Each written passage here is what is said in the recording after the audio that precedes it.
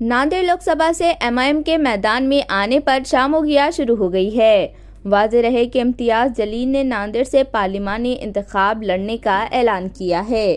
कांग्रेस की साबिक corporator doctor Arshia Kausar व माजी नगर सेवक ने एमआईएम के इस फैसले को मुसलमानों के खिलाफ कदम करार दिया है।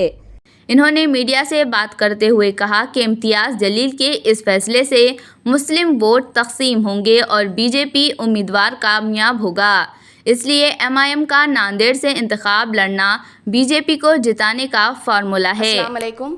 महाराष्ट्र असेंबली चुनाव होने जा रहे हैं और साथ ही जो है नांदेड़ बाई इलेक्शन एक सीट भी है और हम ये सुन रहे हैं कि एआईएमआईएम के एक्स एमपी इम्तियाज़ जलील साहब जो है नांदेड़ से ख्वाहिश कर रहे हैं खासदार के लिए।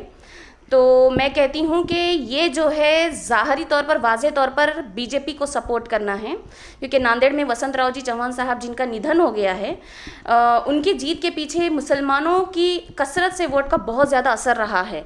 और क्या यही वजह है कि इम्तियाज़ जलील साहब नांदेड़ में आ रहे हैं? देखिए, अगर आप आते हैं तो साफ ज़ाहिर होता है कि बीजेपी चुनकर आ जाएगी, क्योंकि हमने देखा है उत्तर प्रदेश में भी वही हुआ है, राजस्थान में भी वही हुआ है, मध्य प्रदेश में भी वही हुआ है।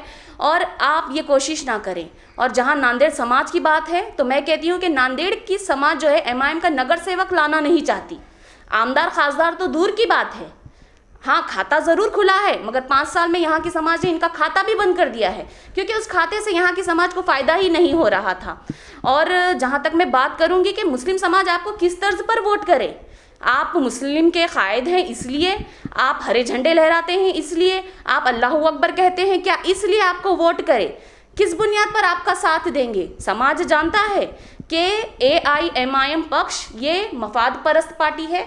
इतिहास से ही इन्होंने खुद के फ़ायदे के लिए राजनीति की है।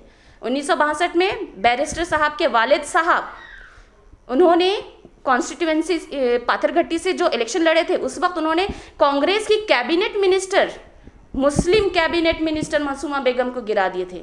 अगर वो आ जाती तो वो हैदराबाद से एक बुलंद मिनिस्टर रहती।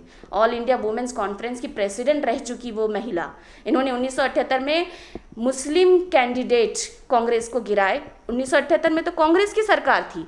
1983-85 में इन्होंने टीडीपी के मुस्लिम कैंडिडेट को इन्होंने गिराया, उस वक्त टीडीपी की सरकार थी।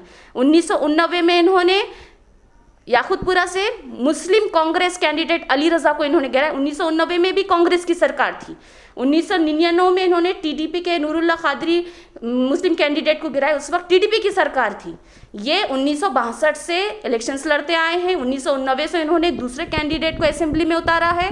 1984 से ये अकेले लड़े हैं, अकेले केंद्र में बैठे हैं। 2014 से इन्होंने जो है केंद्र के लिए, पार्लियामेंट के लिए जो इन्होंने कैंडिडेट उतारे हैं, ये अभी तक भी आज तक मिनिस्टर नहीं बन पाए हैं, ना असेंबली में। बैरिस्टर साहब जो हैं एमपी 5 बार रह चुके हैं, आज तक भी वो मिनिस्ट्री में नहीं हैं। ये ना तो खुद को आगे बढ़ाते हैं और ना ही दूसरे मुस्लिम लीडर्स को आगे बढ़ने देते हैं, उल्टा मुस्लिम कैबिनेट मिनिस्टर को गिरा देते हैं।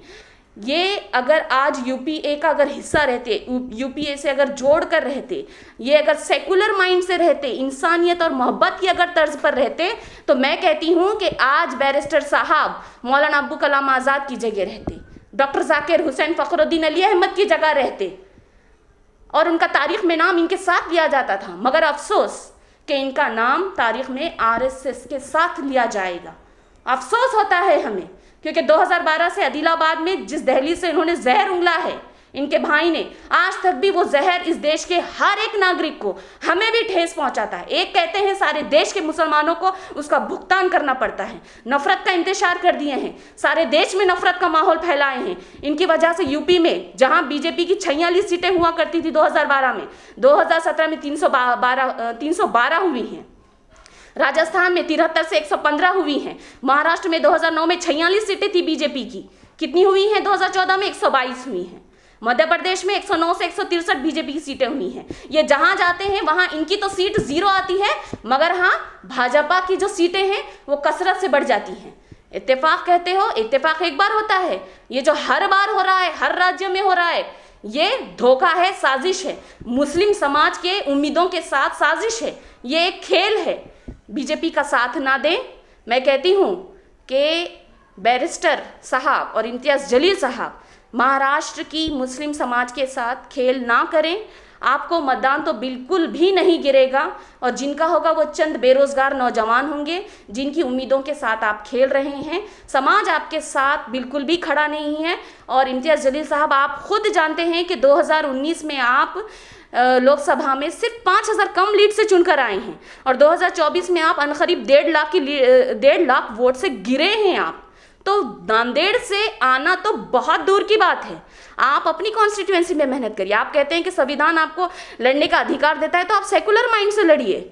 आप हर धर्म को लेकर चलिए। मुसलमान वो नहीं जो सिर्फ मुसलमानों को मुत्तहिद करे, बल्कि मुसलमान वो है जो हर धर्म को, हर समाज को मुत्तहिद करे। हम उनके उम्मती हैं जिन्होंने हर एक धर्म को जोड़ कर रखे, जिन्होंने सेकुलर पॉलिटिक्स की, जिन्होंने सारी इंसानियत को गले से लगाया है।